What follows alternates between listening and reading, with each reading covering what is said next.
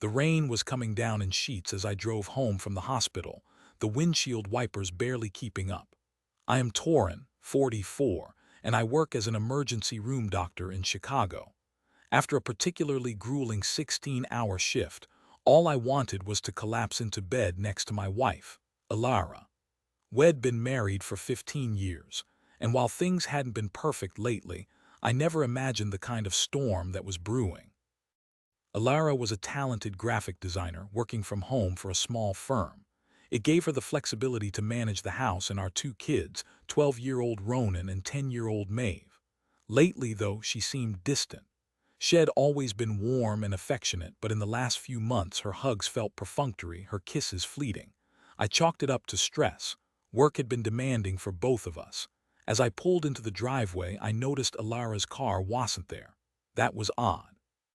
She usually texted if she was going out, and I hadn't received anything.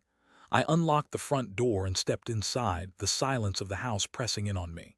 "Alara, kids," I called out, my voice echoing through the empty rooms. I checked Ronan and Maeve's rooms. Both were empty. A note on the kitchen counter caught my eye. It was from Alara. "Gone to my mother's for the weekend. Kids are with me. See you Sunday." The note was brief, impersonal. Alara never just left without a proper goodbye, especially not with the kids. My unease intensified. I tried calling her, but it went straight to voicemail. "Hey, it's me. Just wondering where you are. Call me when you get a chance." I left the message, trying to sound casual, but my heart was pounding in my chest. Something was wrong, terribly wrong. I wandered into the living room, restless and unable to shake the feeling that I was missing something. My eyes fell on Alara's laptop, sitting on the coffee table. She usually kept it locked, but it was open, the screen displaying her email inbox. I knew I shouldn't, but I couldn't resist. My fingers hovered over the touchpad, my conscience warring with my growing suspicion. Finally, I gave in. I clicked on her email icon and the inbox opened. There were dozens of messages, mostly work-related, but one subject line caught my eye. "Tonight." The sender was listed as unknown. My hand trembled as I clicked on the message. The email was short, but it hit me like a physical blow. "Can't wait to see you tonight, my love. Room 312 at the Grandview. Be there by 8. The blood drained from my face. The Grandview was a luxury hotel downtown, a place we'd celebrated anniversaries in the past. A wave of nausea washed over me as the reality of the situation crashed down. Alara was having an affair. I sank onto the sofa, the email blurring through my tears. How could she? How could she do this to me, to our family? We had our problems, sure, but I thought we were working through them. I thought we were in love. I spent the next few hours in a daze, replaying our entire relationship in my head, searching for clues I'd missed, signs I'd ignored. Had she ever really loved me? Was our entire marriage a lie? The questions swirled around in my mind, each one more painful than the last. As 7:00 p.m. approached, a strange sense of determination began to take hold. I couldn't just sit here and do nothing. I needed to know the truth. I needed to see it for myself. I showered, changed into a dark suit, and drove downtown, my hands gripping the steering wheel so tightly my knuckles turned white. The rain had stopped, but the streets were slick and glistening under the streetlights, mirroring the turmoil inside me. I parked across the street from the Grandview and watched the entrance, my eyes scanning every face. At 7:55 p.m. I saw her. Alara. She was wearing a black dress that I'd always loved, her hair pulled back in a sophisticated updo. She looked beautiful, radiant even. But as I watched her walk into the hotel, my heart shattered into a million pieces. I waited a few minutes, gathering my courage before crossing the street and entering the hotel. The lobby was opulent, filled with plush furniture and glittering chandeliers. I walked to the front desk, my voice barely a whisper. "Room 312, please." The clerk, a young woman with a bored expression, glanced at the computer. "Name? It's under Miller," I said, using Alara's maiden name. She nodded and handed me a key card. "Enjoy your stay." I took the key card and walked towards the elevators, my legs feeling like lead. As I rode up to the third floor, I imagined all the possible scenarios that could be waiting for me on the other side of that door. None of them were good. I reached the third floor and walked down the hallway, my footsteps muffled by the thick carpet. Room 312 was at the end of the hall. I took a deep breath, swiped the key card, and pushed the door open. The scene that greeted me was even worse than Id imagined. Alara was in the arms of another man, kissing him passionately. The man was tall and muscular, with dark hair and a smug expression on his face. He looked vaguely familiar, but I couldn't place him. They broke apart, startled by my sudden appearance. Alara's face paled, her eyes widening in horror. "Torin, what are you doing here?" "I think that's my line," I said, my voice cold and hard. "Care to explain?" The man stepped forward, his eyes narrowed. "Who the hell are you?" "I'm her husband," I said, my gaze fixed on Alara. Or at least I was. Alara started to cry, her face crumpling.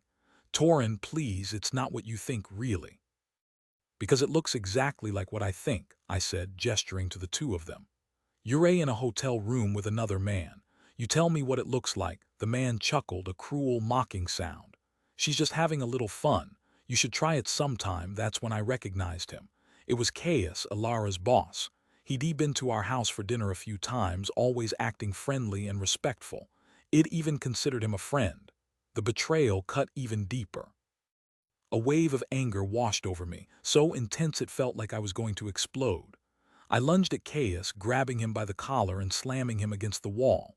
"You son of a bitch!" I roared. Alara screamed, trying to pull me off him, but I was too strong. I landed a punch on Caius' jaw and he staggered back, clutching his face. "Torin, stop it! You're going to hurt him!" Alara cried. "He deserves it," I shouted, my voice shaking with rage. "You both deserve it." I wanted to keep hitting him to make him pay for what he'd done, but I knew I couldn't. I wasn't a violent person. I took a step back, breathing heavily, my eyes fixed on Alara. "I'm done," I said, my voice barely above a whisper. "I am done with you. I am done with this marriage." Alara's eyes filled with tears, but I didn't care. I didn't feel sorry for her. I felt sorry for myself, for the years I'd wasted on someone who didn't appreciate me, who didn't respect me, who didn't love me. I turned and walked out of the room, leaving Alara and Caius standing there, their faces etched with guilt and shame. I didn't look back. The next few weeks were a blur of lawyers, paperwork, and endless tears. I moved out of our house and into a small apartment downtown, the silence of the empty rooms a constant reminder of what I'd lost. Alara tried to talk to me, to apologize, to explain, but I refused to listen. I couldn't forgive her. I couldn't forget what she'd done. The trust was broken, and I knew I could never feel the same way about her again. The divorce was finalized quickly, and I was granted custody of Ronan and Maeve. Alara fought it at first, but eventually she gave in. I think she knew she'd messed up too badly to win. I threw myself into my work, spending long hours at the hospital trying to forget the pain. My colleagues were supportive, offering words of encouragement and inviting me out for drinks. But no matter how hard I tried, I couldn't shake the feeling of emptiness inside me.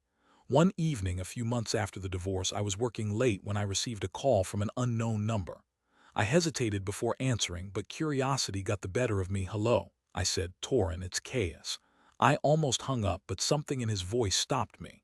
He sounded different, subdued. "What do you want?"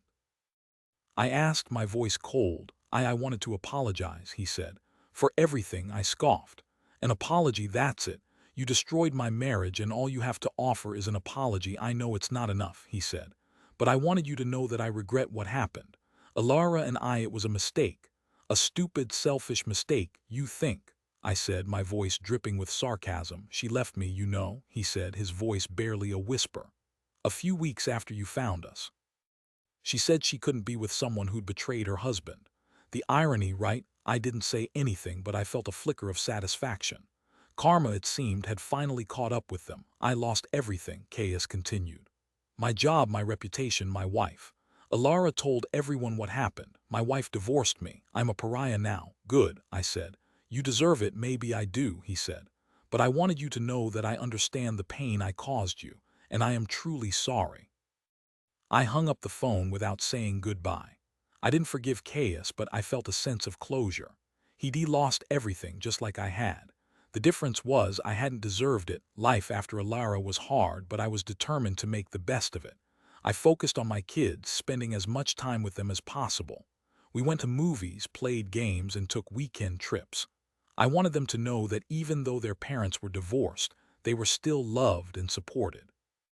I also started seeing a therapist who helped me process my emotions and move forward.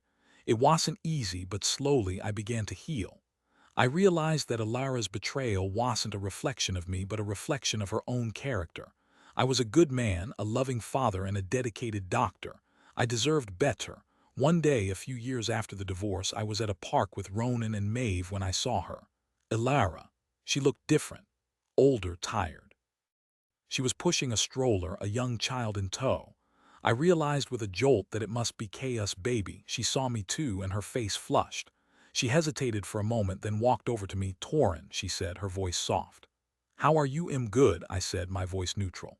"And you im okay," she said. "This is Lily," she added, gesturing to the baby in the stroller. I nodded but didn't say anything. There was an awkward silence, broken only by the sounds of children playing in the park. "I just wanted to say I am sorry," Alara said, her eyes filled with tears. "For everything I put you through. I know it's too late, but I truly am sorry." I looked at her, at the woman I had once loved, and felt a pang of sadness. Not for her, but for the wasted years, for the dreams that had been shattered. "I hope you find happiness, Alara," I said, my voice sincere.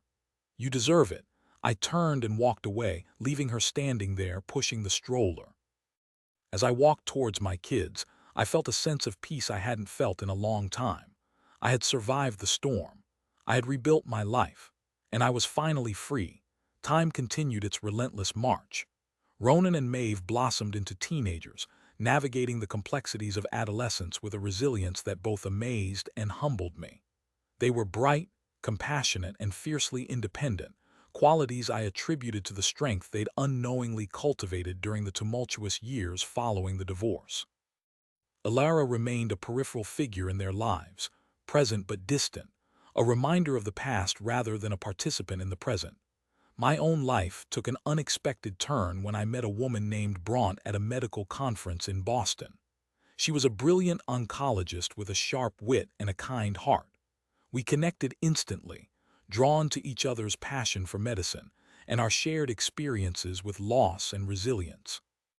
Bront had lost her husband to cancer a few years prior, and we found solace in each other's company, understanding the unique pain of rebuilding a life after profound heartbreak. Our relationship blossomed slowly, cautiously, built on a foundation of mutual respect, trust, and unwavering support. Bront was everything Alara wasn't: honest, open, and fiercely loyal. She brought a sense of joy and stability back into my life, reminding me that love was still possible even after the deepest betrayal. One crisp autumn evening, as we strolled through Lincoln Park, the leaves crunching beneath our feet, I turned to Bront and confessed, "I never thought I'd be able to love again, not after everything that happened with Alara." Bront stopped walking and gently took my hand. "Love isn't a finite resource, Torin," she said, her eyes sparkling in the twilight. "It's infinite.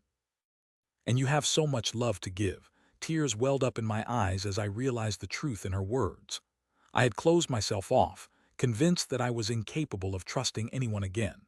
But Bront had shown me that it was possible to heal, to forgive, and to open my heart to new possibilities. "I love you, Bront," I said, my voice thick with emotion. She smiled, her face radiant. "I love you too, Torin." We embraced, the warmth of our love a stark contrast to the chill of the autumn air. In that moment, I knew that I had finally found my way back to happiness, not in spite of the pain I had endured, but because of it.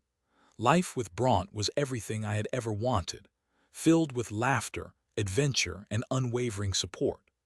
We traveled the world, volunteered at medical clinics in underserved communities, and created a loving home for Ronan and Maeve, who welcomed Bront into our family with open arms. Alara, on the other hand, seemed to fade into the background, her life a cautionary tale of choices made and opportunities lost. I heard through mutual acquaintances that she was struggling to make ends meet, working odd jobs to support Lily.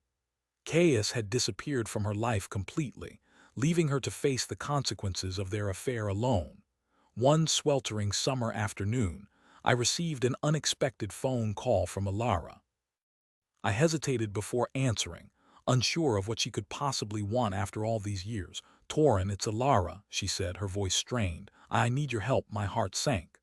"What is it, Alara?" "Lily, she's sick," she said, her voice breaking. She needs a bone marrow transplant and I'm not a match. A wave of compassion washed over me, momentarily eclipsing the years of resentment and bitterness.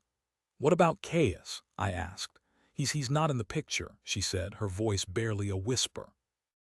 I don't know where he is. I paused, considering my options.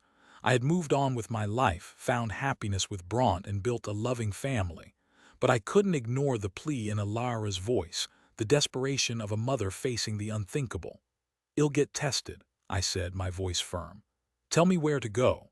The next few weeks were a whirlwind of medical appointments, blood tests, and anxious waiting. Bront stood by my side, offering unwavering support and reminding me that I was doing the right thing, even if it meant revisiting the pain of the past. To my surprise, I was a match. The doctors were optimistic and Lily was scheduled for the transplant. Alara was overwhelmed with gratitude, her eyes filled with tears as she thanked me. "I don't deserve this, Torin," she said, her voice choked with emotion. "No, you don't," I said, my voice firm. "But Lily does. This isn't about you, Alara. It's about her." The transplant was a success, and Lily slowly began to recover.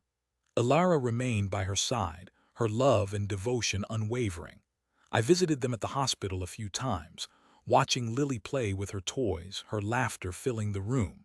It was a surreal experience, seeing Alara in her role as a mother, knowing that I had played a part in saving her daughter's life. As I walked out of the hospital one evening, Bront took my hand and squeezed it tightly. "You did a good thing, Torin," she said, her eyes filled with admiration. "I did it for Lily," I said, my voice soft. "But I also did it for myself. I needed to let go of the anger and resentment to forgive Alara, not for her sake but for mine." Life continued to unfold with its inevitable twists and turns. Ronan and Maeve graduated from college, pursued their passions, and started families of their own. Bront and I grew old together, our love deepening with each passing year. Alara remained a part of our lives, albeit a distant one, her presence a reminder of the past and a testament to the power of forgiveness. And so, the story of betrayal, heartbreak, and unexpected redemption came to a close. It was a story of pain and loss, but also a story of resilience, forgiveness, and the enduring power of love. A story that taught me that even in the darkest of times, there is always hope for a brighter future.